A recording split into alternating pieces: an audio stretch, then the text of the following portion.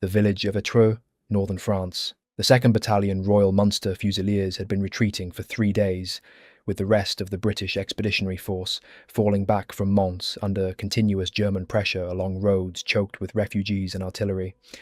At Etreux, their retreat route was cut. The German force surrounding them outnumbered the battalion by 8 to 1. The Munsters turned and fought. What followed lasted most of a day. The battalion, hemmed into the village and the surrounding ground, held off repeated German assaults through the afternoon and into the evening, buying time for their divisional comrades to escape down the roads they were blocking. By the time the battalion's ammunition was exhausted and the survivors finally surrendered, 9 officers and 87 other ranks were dead. Most of the rest of the 850 men were wounded or captured. When the scattered survivors reassembled on August 29th, the 2nd Royal Munster Fusiliers could account for 5 officers and 196 other ranks. It had fought itself effectively out of existence in a single afternoon. The German commander who faced them at Etreux reported afterwards that the Munsters had fought with a ferocity that held off forces many times their size, and that their resistance had allowed the escape of thousands of men who would otherwise have been taken or killed. The British official history described the Munsters' stand at Etreux as one of the finest rearguard actions in military history. This was the beginning of the Irish War. Over 200,000 men from the island of Ireland served in the First World War. They came from both sides of the political and religious division that had been threatening to tear Ireland apart in 1914, before the war gave the crisis a temporary resolution. Catholic nationalists and Protestant Unionists, who had been on the verge of civil conflict over the question of Home Rule, found themselves in the same trenches, in the same gas attacks, in the same raids, dying in the same shell holes. The paradox at the heart of the Irish contribution to the war, men fighting for Britain who had, months before, been mobilising against Britain, is real and documented and irresolvable, and it is not the subject of this video. What is the subject of this video is what those 200,000 men did when they got to the war. The Irish regiments of the British Army in 1914 were among the most experienced formations in the entire force. The Royal Munster Fusiliers, the Royal Dublin Fusiliers, the Royal Inniskilling Fusiliers, the Royal Irish Rifles, the Royal Irish Fusiliers, the Connaught Rangers, the Leinster Regiment and the Irish Guards had between them a combined history stretching back centuries, with battle honours from India, South Africa, the Crimea, and dozens of colonial campaigns. The Royal Dublin Fusiliers, known in the army as the Blue Caps, or more affectionately as the Old Toughs, traced their lineage back to 1644, carried more than 40 battle honours on their colours, and had a long and hard record of service on the Indian subcontinent that had given their 2nd Battalion its nickname. They were not a new formation learning how to fight. They were a regiment that had been fighting for 2.5 centuries, and every man in the ranks knew it. They had a specific reputation, documented in the military literature of the period and acknowledged in contemporary accounts by both allies and enemies, for aggressive close-quarters fighting and for a quality of individual violence in small unit actions that distinguished them from most other formations of comparable size. What that reputation meant in practice in the specific geography of the Western Front trenches is what this is about. The reputation was not invented in 1914.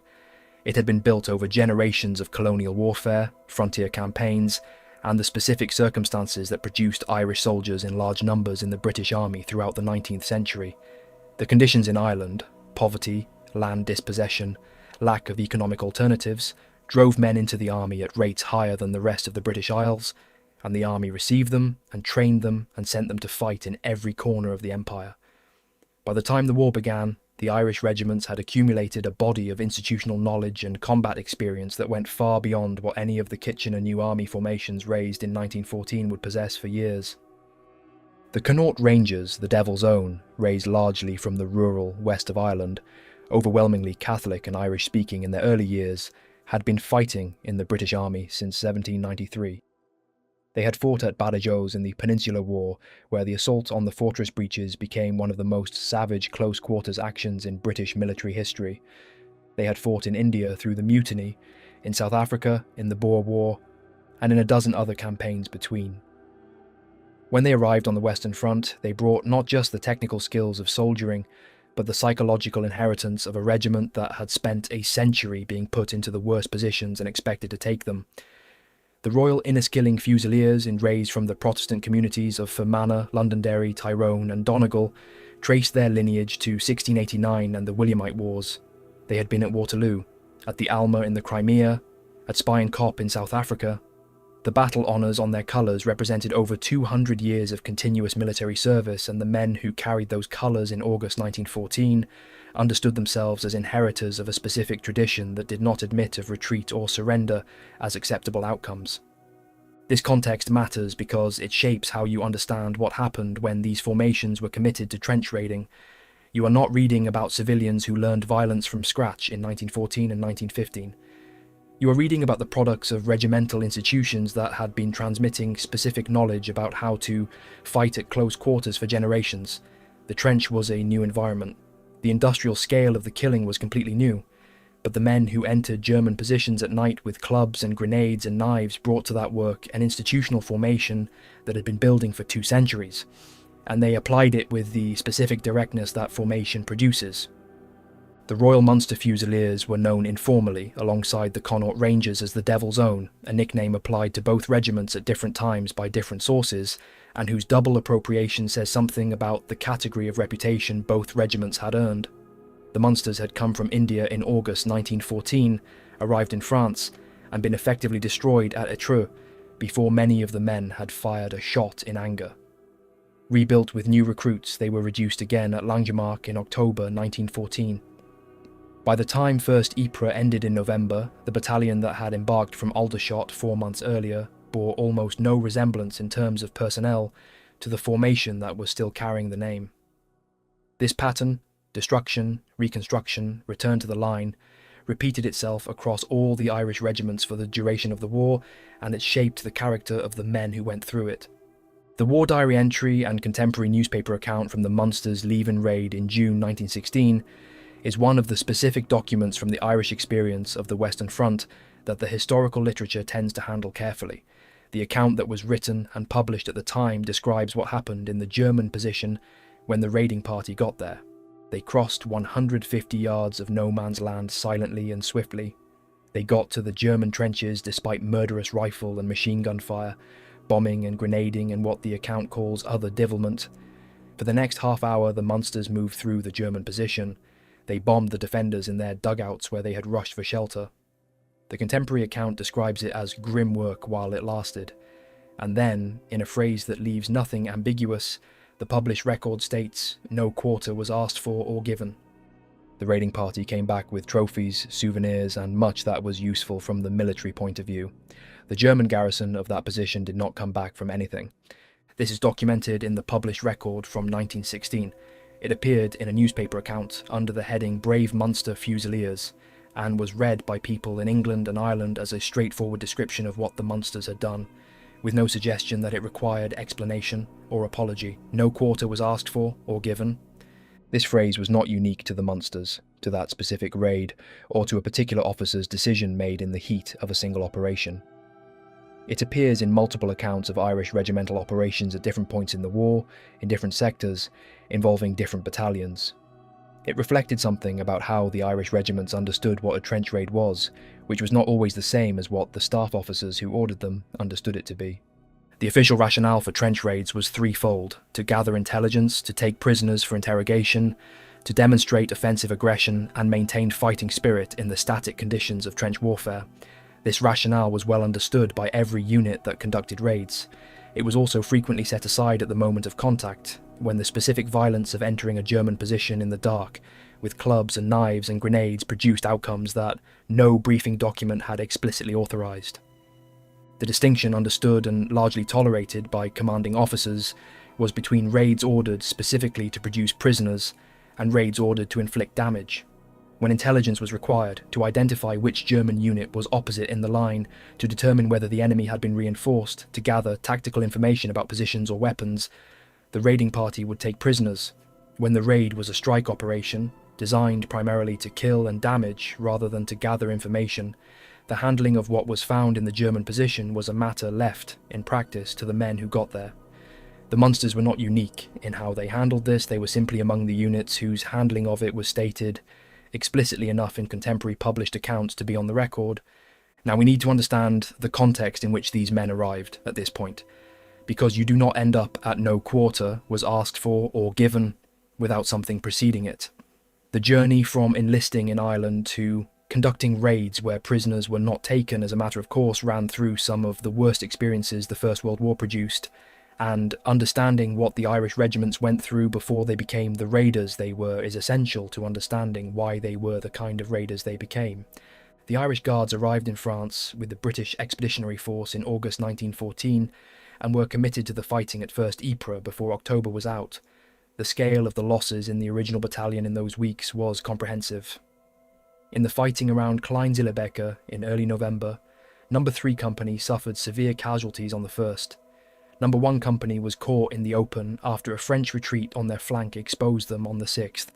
By the time 1st Ypres ended on November 22nd, the battalion had lost over 700 casualties. The 1st Guards Brigade, of which they were part, had suffered 5,769 officers and men killed, wounded or missing.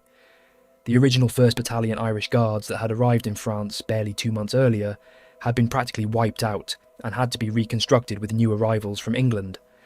What the reconstruction produced across all the Irish regiments was formations in which a small core of men who had survived the early battles existed alongside a large majority of replacements who had not. The men who had been through Mons, through the retreat, through 1st Ypres, carried a specific quality of knowledge about what the war actually was. This knowledge was transferred not always explicitly to the men who arrived later. The Irish regiments absorbed their dead, rebuilt, and went back into the line with the accumulated weight of what had happened to them already shaping how they approached what came next. The 2nd Royal Dublin Fusiliers were at 2nd Ypres in May 1915 when the Germans released a poison gas cloud against the Allied positions in the salient. The Dublins were one of the units directly in the path of the attack. They had entered the line with 666 personnel. 21 survived the gas attack intact. 645 men were killed, wounded, or incapacitated by chlorine gas in a single operation. The battalion that had existed as a functioning military formation ceased to exist, in terms of its original personnel, in the time it took for a wind-borne gas cloud to move across no man's land. The Royal Inniskilling Fusiliers had been engaged simultaneously at 2nd Ypres, at Gallipoli in 1915, and at the Somme in 1916 in different battalions, sustaining enormous losses in each theatre. The 1st Inniskillings at Gallipoli, the 9th and 10th Inniskillings at the Schwaben Redoubt on the Somme, and multiple other battalions in multiple other engagements were all rebuilt from the same regimental depot in Armagh, refilled with Derry men, and Fermanagh men, and Donegal men, and sent back into the line. The Connaught Rangers went through the same process in a different theatre, fighting at Salonika and in Mesopotamia and the Middle East, while other Irish regiments were ground through Flanders and the Somme. By 1916, the Irish regiments had been through enough to have a specific relationship with violence that was different from units that had spent less time in the war and lost fewer men to it. This is not a comfortable observation, and it is not presented here as either praise or condemnation.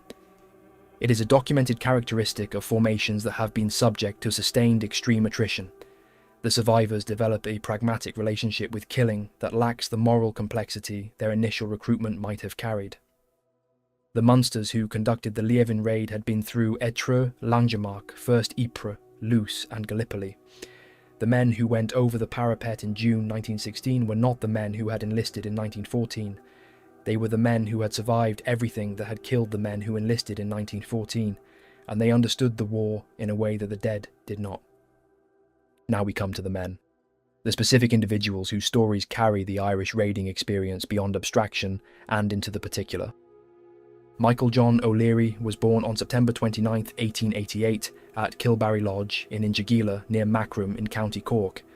His father was a small farmer. He enlisted in the British Army as a young man, left after his service was complete, and emigrated to Canada in 1913, where he joined the Northwest Mounted Police. When war broke out in August 1914, he returned to Britain and rejoined the Irish Guards. By November 1914, he was in France, serving as orderly to Lieutenant Innes in 1st Battalion Irish Guards, No. 1 Company. On January 30th, 1915, the German army launched a successful operation near Ginchy on the La Bassée Canal, and seized a stretch of canal embankment from a company of Coldstream Guards. The position, known as the Hollow, was tactically important because it protected a culvert running beneath a railway embankment. The Irish Guards were tasked with retaking it in a joint operation with the Coldstream Guards beginning at 4 o'clock on the 1st of February. The attack ran immediately into problems. 4 Company of the Irish Guards, which went first, was met with heavy machine gun fire. Most of the assault party was killed or wounded within minutes, including all of the Irish Guards officers. The attack had stalled before it began. What happened next was Lance Corporal Michael O'Leary's own decision. He was off duty and was not formally part of the assault party. He slipped away toward a railway cutting on the right flank. Moving along the cutting, he came up behind the first German barricade, which was defended by 5 Germans with a machine gun. O'Leary opened fire. He killed all 5. He then moved to a second barricade 60 yards further along, where a German machine gunner was in position to fire directly into the flank of his advancing comrades. O'Leary shot the machine gunner. He shot 2 more Germans at the barricade. The remaining 5 Germans at the second position surrendered. O'Leary had attacked 2 defended barricades alone, killed 8 Germans and taken 2 prisoners. The Victoria Cross citation, published in the London Gazette on February 18, 1915, stated, "Lance Corporal O'Leary thus practically captured the enemy's position by himself and prevented the attacking party from being fired upon." That is an understatement so severe it functions as a different kind of emphasis. O'Leary's reception when he returned to Britain was extraordinary, and not just in the military sense. He was promoted to sergeant. He was received by thousands of Londoners in Hyde Park on July 10, 1915. Sir Arthur Conan Doyle, the author of Sherlock Holmes, commented publicly, "The Irish have always had a reputation of being wonderful fighters, and Lance Corporal Michael O'Leary is clearly one of them." The Irish Times described his Victoria Cross as a propaganda gift for the British War Office. A recruitment poster featuring his face was distributed throughout Ireland, the first British recruitment poster to prominently feature an Irish soldier as its central image, and was used as a direct counter to Sinn Féin's argument that Irishmen should not enlist. What the propaganda did not fully convey, and what the official citation's precision about his method obscures if you do not look closely, is the specific nature of what he did at the first barricade. He came up behind 5 German soldiers who were manning a machine gun, and killed all 5 of them. The 2 men who survived the engagement at the second barricade survived because they surrendered before O'Leary reached them. The 5 at the first barricade had no such opportunity. O'Leary had come around behind their position and killed them before they were aware enough of his presence to consider surrendering. This is not a criticism. In the context of a military assault on a defended position, it is exactly what the tactical situation required. But it is worth being precise about what happened because precision is what these stories deserve. O'Leary survived the war. He was commissioned as an officer, rose to the rank of Major, and died in London on August 2nd, 1961, aged 72. He is buried at Mill Hill Cemetery in London. He is remembered in Cork. He should be remembered everywhere. The Easter Rising of April 1916 created a situation for the Irish regiments on the Western Front that has no parallel in the military experience of any other group of soldiers in the war. While the 16th Irish Division and the 36th Ulster Division were in the line in France, Republican forces in Dublin rose against British authority in the name of the Irish Republic. The German army, recognising the propaganda value of the moment, manufactured placards and arranged for them to be placed in the German trenches opposite Irish units in the Loos sector. The placards were written in English. They told the Irish soldiers in the British trenches opposite that their countrymen were rising in Ireland, that English guns were firing at their wives and children, and that the Irish soldiers were fighting for the wrong side. The Royal Munster Fusiliers, occupying positions near Liévin in northern France, became aware of the placards. The 8th Munster's War Diary for May 10th, 1916, records what they did about it. A raiding party under Lieutenant Biggin went out to the German SAP. They brought back 2 notice boards. The German propaganda operation was over. The newspapers reported it under the headline "Brave Munster Fusiliers," capture of German insulting placards. The Times described a raiding party, a number of whom were badly wounded, who crawled across no man's land and seized the obnoxious placards, which they bore back in triumph. What neither the newspaper account nor the dry war diary entry fully conveys is the specific quality of that operation. The Munsters went out through the wire in the dark, crossed no man's land under fire, badly wounded some of them, retrieved the German propaganda and brought it back. Not because it had military value, not because intelligence was required, because the placards were an insult, and the Munsters were not the kind of regiment that left an insult unanswered. The Hulloch gas attack of April 27th to 29th, 1916, Easter week, the same days the Easter Rising was happening in Dublin, killed 550 men of the 16th Irish Division in the Lewes sector. The German attack used a mixture of chlorine and phosgene released from cylinders along a wide front opposite the Irish positions. The men of the 16th Division in the front line when the gas cloud arrived had inadequate protection. Their gas masks, the box respirator had not yet been issued in sufficient numbers, were earlier ineffective models.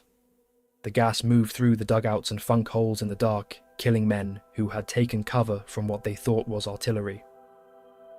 When morning came, 550 men were dead, the battalions shattered, the line held only because the Germans did not immediately exploit their success. The men who died at Hulloch were largely the same men who had been reading in their letters home about what was happening in Dublin that same week. The 16th Irish Division was a nationalist division raised from Redmond's Irish volunteers, predominantly Catholic and predominantly Southern Irish. The men in it had complicated feelings about the Easter Rising that were different from what the British newspapers reported and different from what the German propaganda placards assumed. Most were not revolutionaries. Some were furious at what the Rising had done to the prospect of Home Rule through constitutional means. Redmond had staked his political life on the argument that Irish loyalty in the war would produce Home Rule as a peacetime reward, and the Rising had damaged that argument severely. Some men were quietly sympathetic to the rebels in Dublin. A small number were privately proud of them. None of them stopped fighting. What is documented is that the 16th Irish Division raided German trenches continuously through May and June 1916, in the weeks immediately following both the Hulloch disaster and the Easter Rising executions. The raids are recorded in the divisional history as sustained operations, prosecuted with consistent aggression, at a rate that kept the German garrison in the opposing sector under permanent pressure. They produced casualties on both sides. They also produced the specific pattern of behaviour this video is about, applied by men who were simultaneously processing the news from Dublin, mourning the dead at Hulloch, and going back out into the dark to do it again. The specific psychological weight of that combination, the gas dead in the field, the executed rebels at home, the German placards mocking them in between, was not something that made the Irish soldiers of the 16th Division more restrained in what they did in German trenches. The Lieven raid of June 1916, in which no quarter was asked for or given, took place 6 weeks after Hulloch and 6 weeks after the first Easter Rising executions. The documented connection between those events and the conduct of the raid is the sequence and what we know about what grief and exhaustion and rage actually do to men under fire.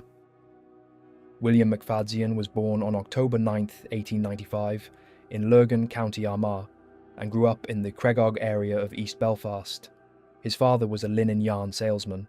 William was educated at Mount Pottinger Boys' School and the Trade Preparatory School of the Municipal Technical Institute in Belfast. He was an enthusiastic rugby player. He was apprenticed to Spence Bryson and Company, engaged in the linen trade. Before the war, he was a member of the Ulster Volunteer Force, the unionist paramilitary organisation that had been preparing to resist Home Rule, as a member of No. 1 Battalion, Ballinafie and Newton Breeder, East Belfast Regiment. He enlisted in the 14th Battalion Royal Irish Rifles on September 22, 1914. The 14th Rifles was one of the battalions formed from the Ulster Volunteer Force to create the 36th Ulster Division. He trained in Ireland and then at Seaforth in England, embarked for France on October 5, 1915, and arrived in the Somme sector in early 1916. The 36th Ulster Division had been holding the line north of the River Ancre since February 1916, facing the German positions at Thiepval. The sector was dominated by the Schwaben Redoubt, a German defensive complex 500 to 600 yards long and 200 yards wide, constructed from 1915 and defended by the 26th Reserve Division from Swabia in southwest Germany. The redoubt consisted of interconnected machine gun emplacements, trenches and dugouts cut 30 feet and more into the chalk. By July 1916, the German front line in this sector was protected by 16 rows of barbed wire. In the early hours of July 1, 1916, William McFadzean's battalion was assembled in Thiepval Wood, preparing for the assault. It was the anniversary in the Julian calendar of the Battle of the Boyne in 1690, a date of specific significance to the Ulster Protestant soldiers of the 36th Division. At least one man, Sergeant Samuel Kelly of the 9th Inniskillings, was wearing his Ulster sash into battle. Major George Gaffican, commanding a West Belfast company, had taken his orange sash off during the advance, held it high, and roared the cry that his men had been raised to understand as the expression of irreversible commitment. The 36th Ulster Division went over the parapet crying no surrender, the way their grandfathers had cried it at the Boyne, and they meant it. William McFadzean was among the bombers organising the distribution of grenades in the assembly trench. A box of grenades was being passed along the crowded trench when it fell. As it struck the trench floor, 2 of the safety pins were dislodged. The grenades lay among the packed men of his platoon. The trench was so crowded that there was nowhere to throw them where they would not kill soldiers. McFadzean threw himself on top of the grenades. The Victoria Cross citation describes his act precisely.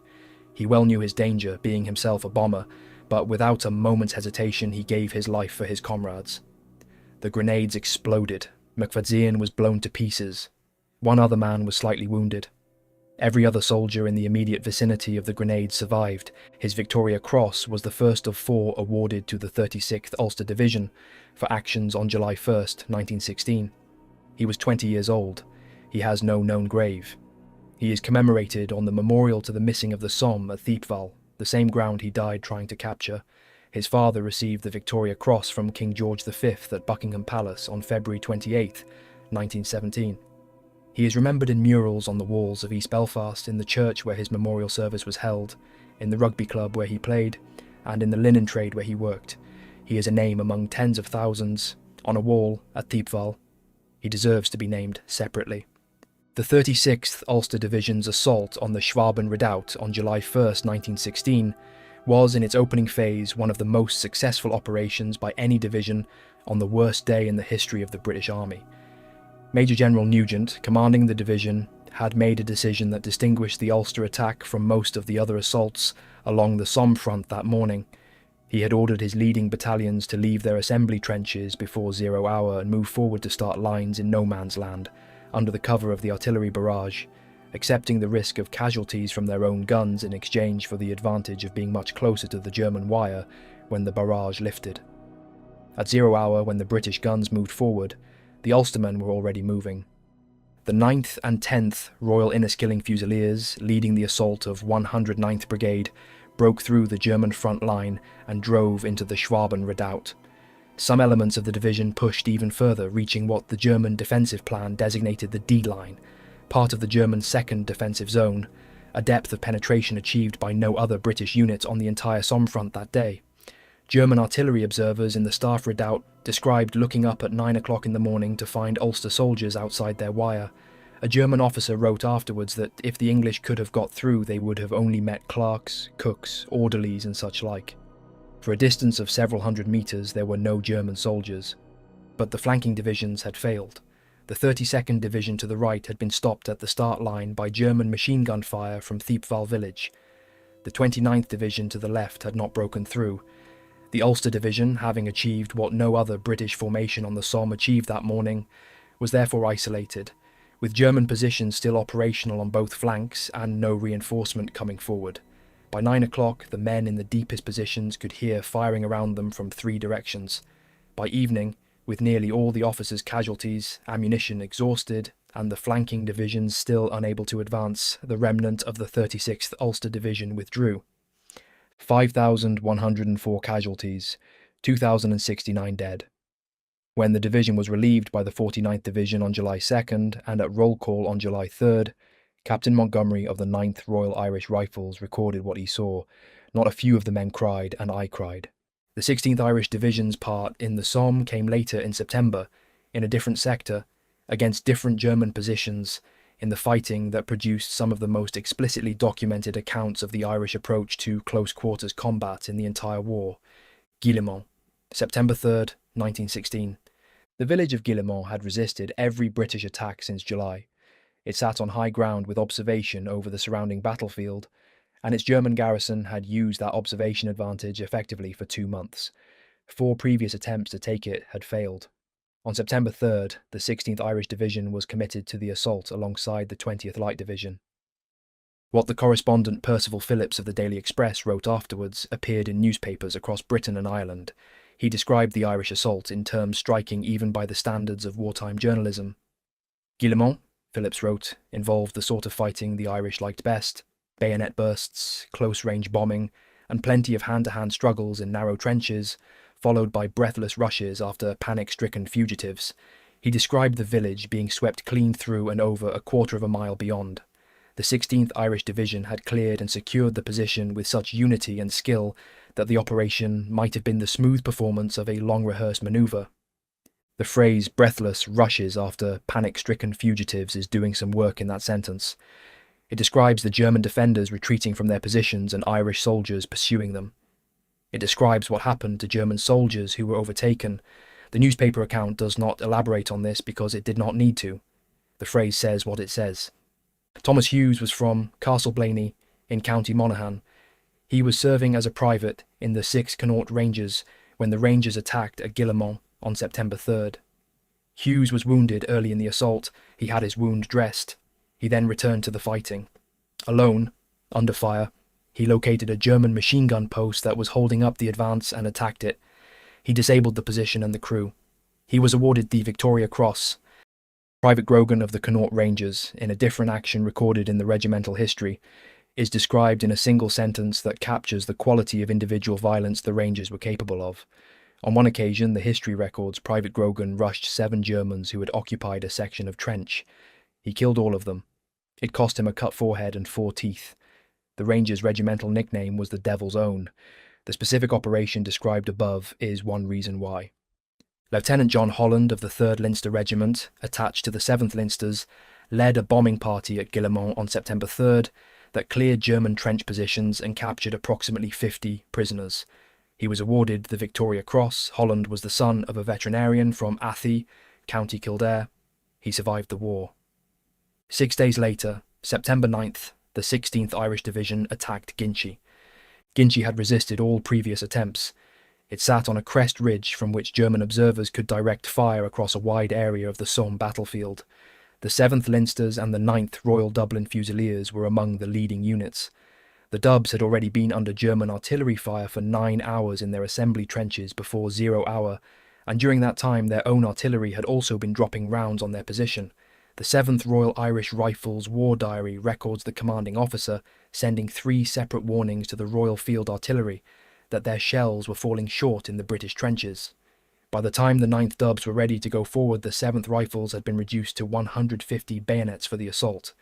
When the 9th Dubs passed through the 7th Rifles' positions and went forward, many of the battered riflemen who were technically in support were so stirred by watching the Dubs advance that they went with them, advancing beyond their designated objective before being recovered by an officer and brought back to consolidate. The Irish of the 48th Brigade carried Ginchy at 5:25 in the afternoon. Half the attacking force were casualties. An officer in the Royal Irish Fusiliers described Ginchy as belching forth smoke like a volcano. A private soldier who walked through what remained afterwards said, "There was no village there now, only a hole in the ground." Between September 3rd and September 10th, the 16th Irish Division suffered 224 officers and 4,090 other ranks killed or wounded. Despite these very heavy losses, the official record noted, the division gained a reputation as first-class shock troops. First-class shock troops is the formal British military designation for a formation that could be relied upon to take heavily defended positions at close quarters under the worst conditions. It is the highest tactical compliment the language of the period contained. Robert Downey was born in Glasgow in 1894 to Irish parents. He served as a corporal in the 2nd Royal Dublin Fusiliers. On October 23, 1916, near the village of Lesboeuf on the Somme, his company came under severe fire and most of the officers became casualties. Downey took charge. He went forward alone, reached the German trench, and used his bayonet and grenades to clear a section of it. He then returned and led the rest of his company forward to occupy the position. He was awarded the Victoria Cross. He was 22 years old. Now the battle that placed both Irish divisions on the same ground at the same time, in what became the largest concentration of Irish soldiers at any single point on the Western Front for the entire war. Messines, June 7, 1917. The Messines Ridge in Belgium had been held by the Germans since November 1914. From it, they could observe directly into the British positions in the Ypres salient and direct artillery fire across a wide area. Below the ridge, for 2 years, British, Canadian, Australian and New Zealand tunnelling companies had been digging galleries through the blue clay.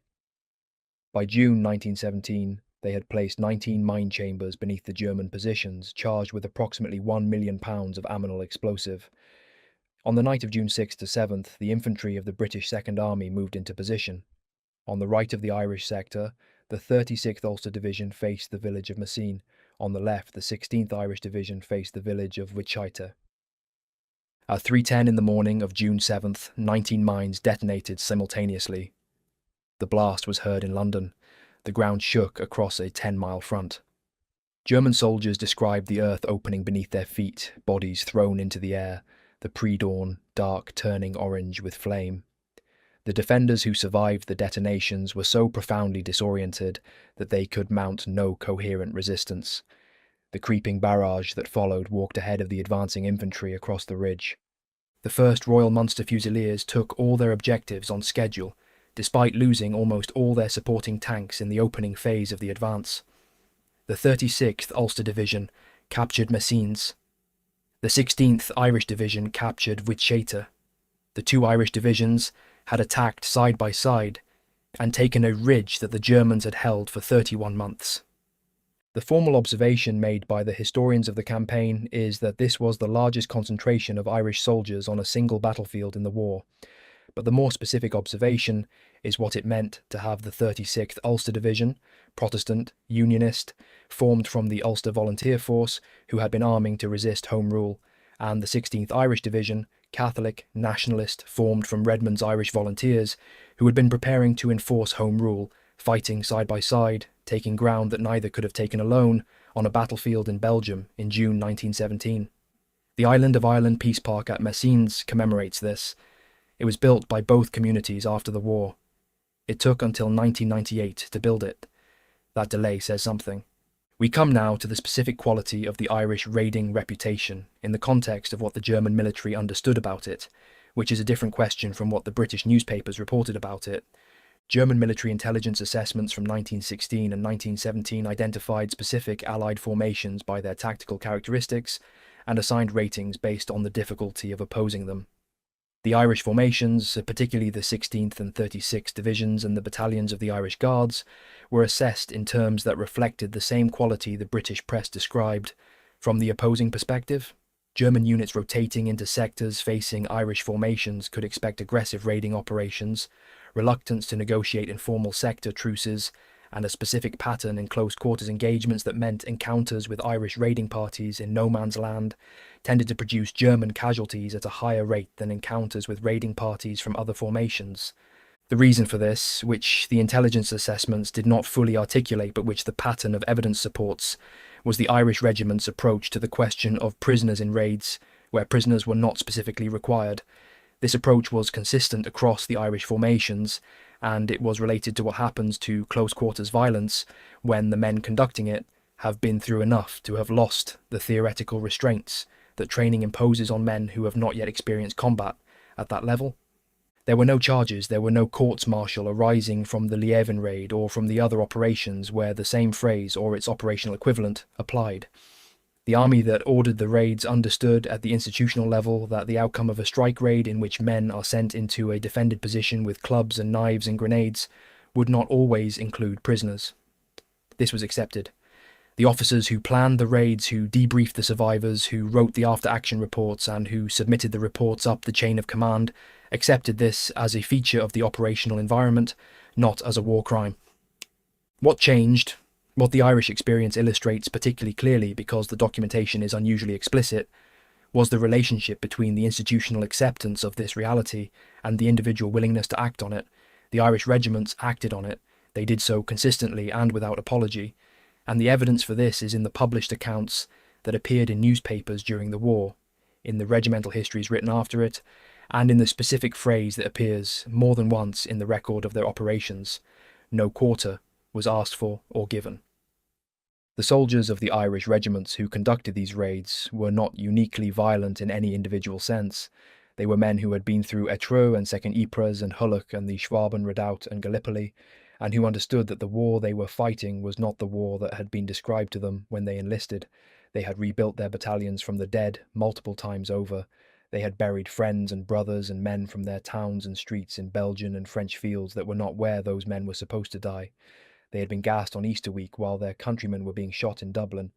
They had read German placards telling them they were fighting for the wrong side, and they had gone out in the dark and brought the placards back. They were also, in the specific context of trench raiding, extraordinarily effective. The 16th Irish Division's capture of Guillemont and Ginchy in September 1916, after 4 previous attempts had failed, produced the formal designation of first-class shock troops.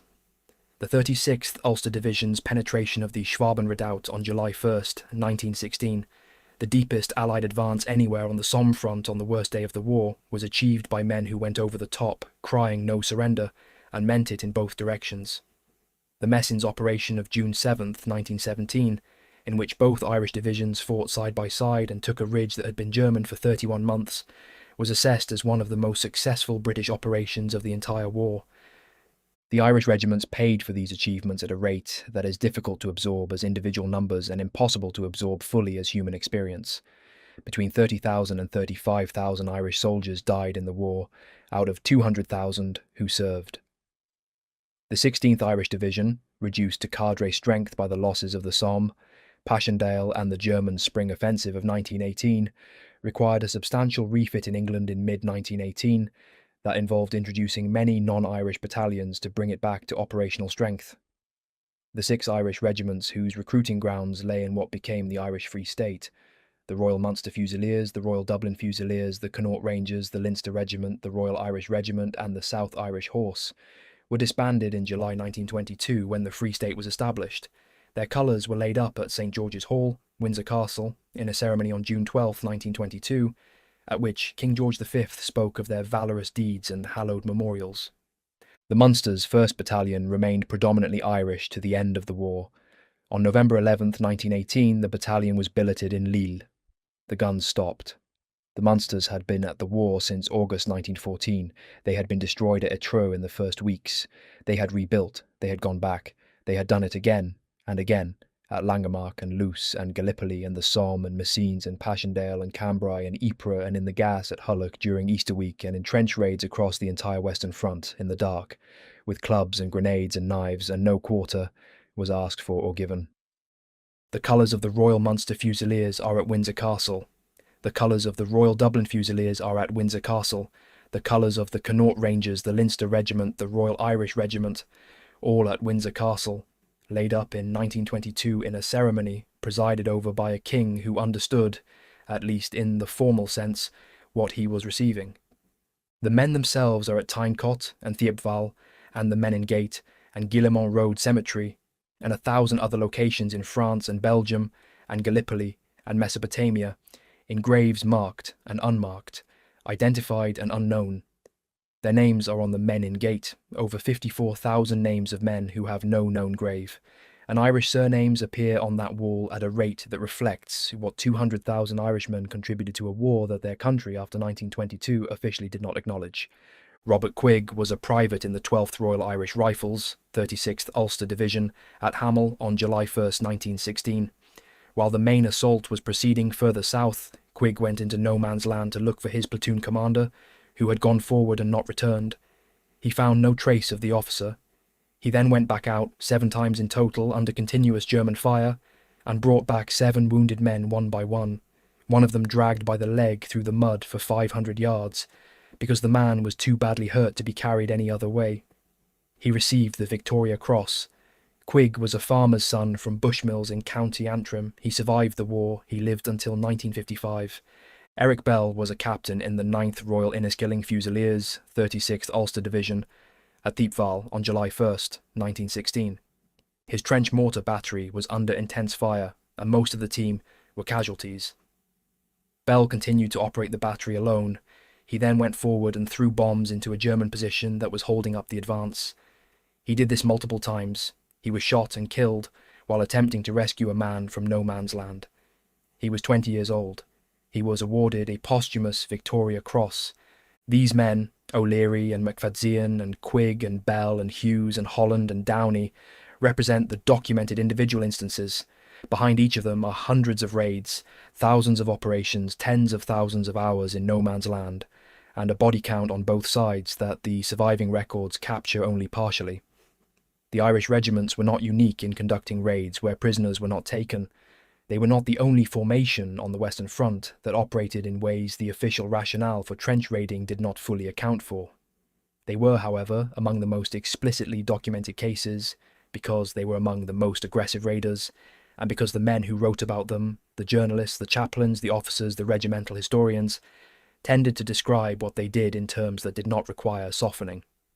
There is one more thread that needs following before this account is complete, and it concerns the men who came from communities in Britain, who identified as Irish and who fought in units organised around that identity. The London Irish Rifles and the Liverpool Irish were territorial formations raised among the large Irish diaspora communities in the two cities. The London Irish drew from the Irish Catholic community of South London. The Liverpool Irish drew from the equally large Irish community in Merseyside. Neither formation was composed entirely of men born in Ireland, and neither was part of the three specifically Irish divisions.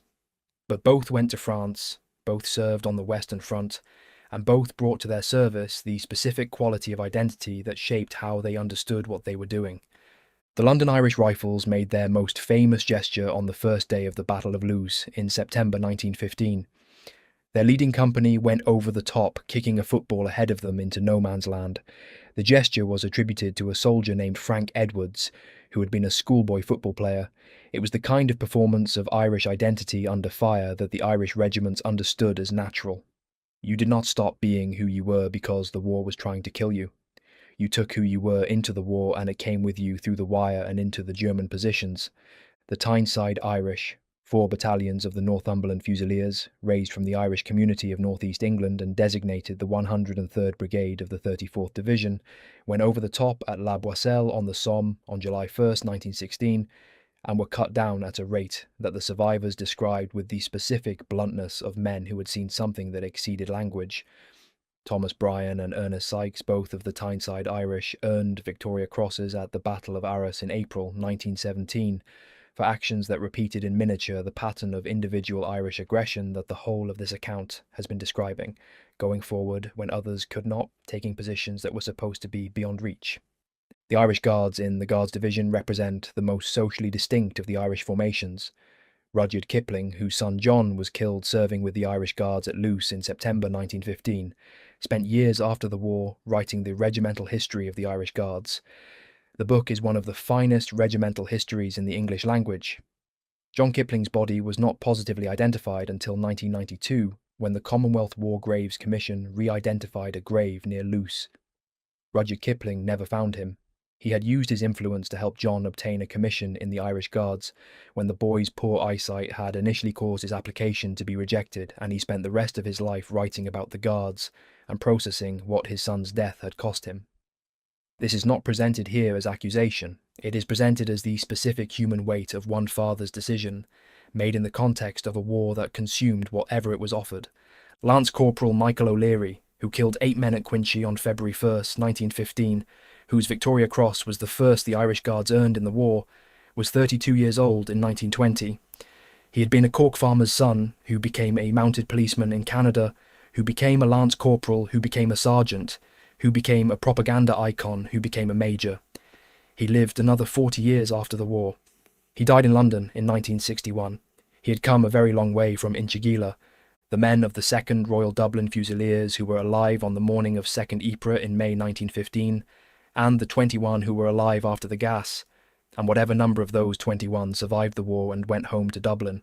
They came home to a city that was within a year going to execute 15 of its own citizens for the Easter Rising, including James Connolly, who was so badly wounded they shot him in a chair because he could not stand. The Irish soldiers who came back from the Western Front came home to a country that was simultaneously mourning the executed rebels and mourning its own war dead, and could not hold both things at once, and so for decades it held neither.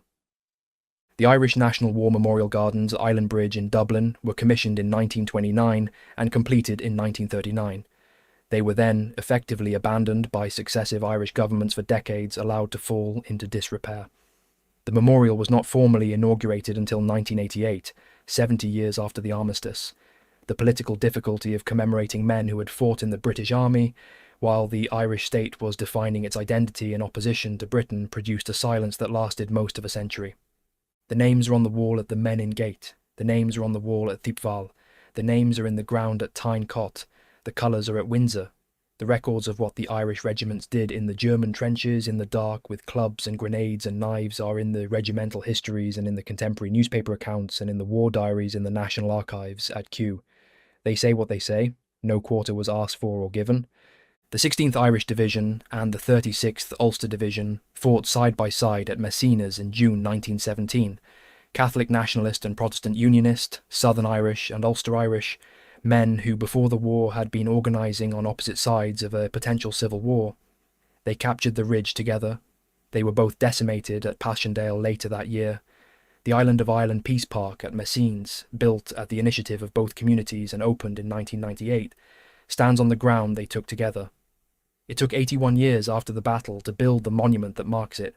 The monument is there now, and the ground is still there. The ridge does not know or care what happened on it.